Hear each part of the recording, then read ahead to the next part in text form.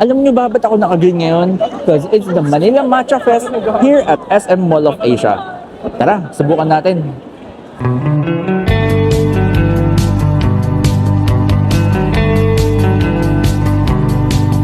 Matcha era na talaga tayo ngayon. Kaya naman dito sa second Matcha Fest, merong 24 booths offering their pinakamatcharap na timpla. Una sa lineup ko, Go To Matcha. Akala ko nung una Go To Lugaw na may matcha. Yun pala, inumin. Sobrang haba ng pila dito. At isa sila sa may pinakamaraming votes sa sticker wall. Tinry ko yung sea salt matcha nila. Super balanced, hindi sobrang tamis, at di rin sobrang tapang. Next, I tried the matcha folk. Interesting yung mga mix nila at tinry ko yung ube dango matcha nila. It's a Pinoy and Japanese kind of mix and surprisingly, pasado yung combo. Third na na-try ko, Too Much Matcha. Literal sa pangalan nila, ito yung pinaka-strong na matcha na natikman ko sa buong fest. Medyo too powerful siya para sa akin, pero kung matcha purist ka, na gusto mong ma-feel talaga yung bitterness, dito ka. Tapos creative din yung mga offerings nila dito. Then last but not the least, The Matcha Company. At ito yung naging paborito ko sa lahat. I tried their Kinako Dango Matcha, chewy bite-sized Japanese rice flour dumplings coated sa kinako. It's a sweetened roasted soybean flour. Ang balance ng lasa, hindi umaatake, pero solid yung matcha notes. At sobrang bumago yung bango ng kinako. So doon sa 24 booths, yung 4 lang muna ang tinry ko at baka di na kasi ako makatulog. So sa mga matcha lovers dyan, free lang ang entrance dito hanggang August 16. Dito lang yan sa SM Mall of Asia Main Atrium. So this is Jancy. I'll see you around.